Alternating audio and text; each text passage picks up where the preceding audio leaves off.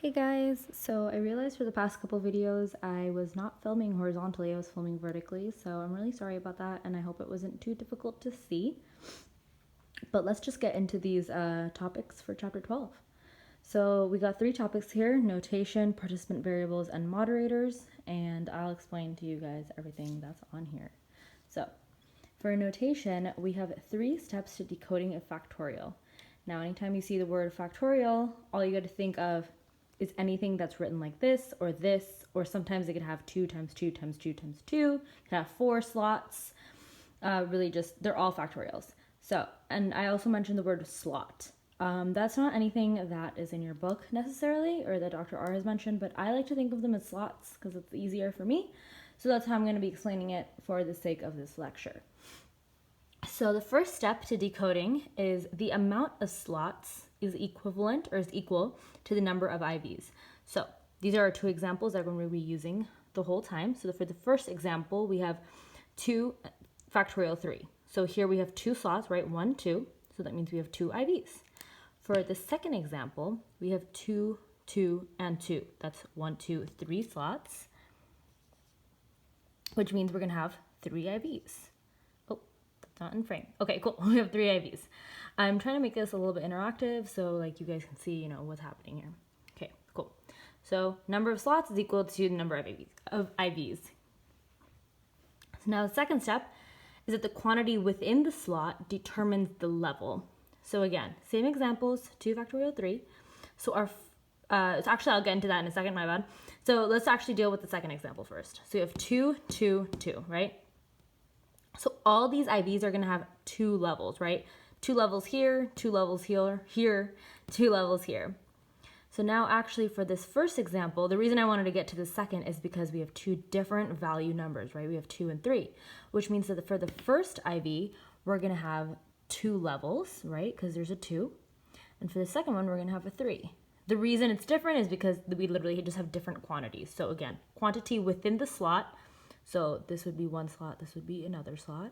Quantity within the slot determines the levels. Cool.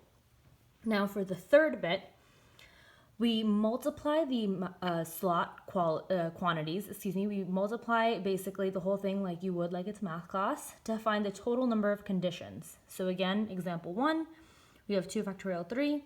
So we have 6 conditions, right? Because 2 times 3 is 6. And then here we would do 2 times 2 times 2. So that would give us 8. Yeah, so that's basically how we would decode either 2 factorial 3 or 2 times 2 times 2. Cool. And then the final little note is that the more IVs that we have, the better the understanding may be. However, it might be confusing. That's always just something to keep in mind. Not necessarily like it's going to be on the exam or anything, but just something to keep in mind. Cool. Now, participant variables. This is like not, so the notation was definitely something to practice, try to go through Dr. R's slides. There's definitely other example questions that he gives you guys. So definitely, go through and see okay, do I know how many IVs are there? Do I know how many levels are there? And do I know the amount of conditions? Cool. So participant variables, like I said, are super easy. It's just a definition to remember. And they are the variables whose levels are selected or measured. So, an example of participant variables could be age, gender, or ethnicity. Now, these variables are not manipulated like I've written here, they're measured, right? What manipulated means we're changing them. Here, we cannot change people's age, we can't change their gender, can't change their ethnicity. So, that's why they would be participant variables. You can think of them as IVs, right? They're kind of independent. Something I actually wanted to show you guys was what this 2 by 2 by 2 factorial would even look like. That's actually down here. So just give me a second. Yeah, okay, cool. So a 2 by 2 by 2 table here. I gave you guys a little color coding so it's a little bit easier to see. So again, according to our 3 steps of notation, the number of slots is equal to the number of IVs. We have 1, 2, 3 slots. So we have 3 IVs. That's why we have 3 colors. We have stress level in green. We have male versus female, so we have gender. And then we have our third IV, open booked versus closed booked. So that's our third IV.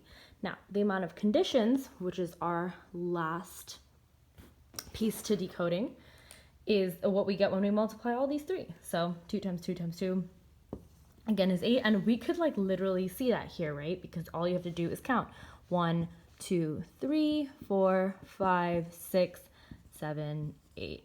Wow, that was really not pretty writing, but just pardon that. Okay. So here we have 8 conditions, and that's how you can see. I just wanted to show you guys this whole situation in action down here. So it's not like, I know it looks very confusing and you guys won't have to do anything with that. Just, again, good to have in mind. Okay, so the reason why participant variables are important here is because for participant variables, like I was saying, because we're just measuring them, we're not manipulating them. You can think of them as IVs. But for the case of factorial design, we just call them IVs just because it's easier. And the process of using a factorial design to test its limits is called a moderator. So basically, a moderator is just an outside independent variable that changes the relationship between an existing IV and a DV. I put this in a separate color so you can think of it as like, you know, the outside woman or the outside man or whatever. So think of it as something that's like interfering in this relationship, okay? So moderators result in an interaction, and the effects of an IV are dependent, or it's moderated by the level of this IV. So basically, I'm just rewriting this and this. They're the same thing. I'm just rewriting them in different ways so you guys can kind of see it.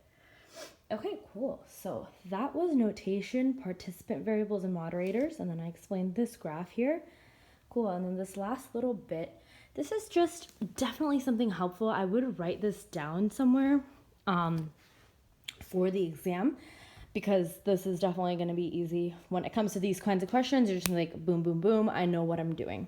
So helpful things to keep in mind, right, when interpreting factorial results with 2 IVs. Okay, 2 IVs means this would not be 2 IVs right here, because we have 1, 2, 3 IVs. So if it was just like that, 2 times 2, that's 2 IVs. Okay, so you're going to have 3 results. So there's 2 things to keep in mind here, okay? The first thing is that you're going to have 3 results when dealing with 2 IVs. First result you're going to have is a main effect. Second result you're going to have is another main effect. And the third result you're going to have is 1 interaction effect. The reason it's 3 is because 2 main effects right, 2 plus 1, right? Everybody knows that math. Awesome. So those are the 3 results you're going to have. So make sure you have that in your mind. So you know that's 2 main effects, 1 interaction effect. I'm pretty sure there's going to be a question on like this kind of stuff. So write it down. And then the last thing you guys want to keep in mind is that the number of main effects is equal to the number of IVs. So everything is connected, right? A circle of life. So the number of IVs is equal to the number of main effects. Okay, so if we go back here, right, we like, let's say we're using the first example. You have 2 factorial 3. So we have 2 IVs. So if we have 2 IVs, we actually know already that we're going to have 2 main effects, which is kind of cool. So you don't really need to do any math. You just need to remember this though. So these are like the main things to remember. I mean, all this is really important to remember, but yeah, cool. Hope I did not mess that up too bad, but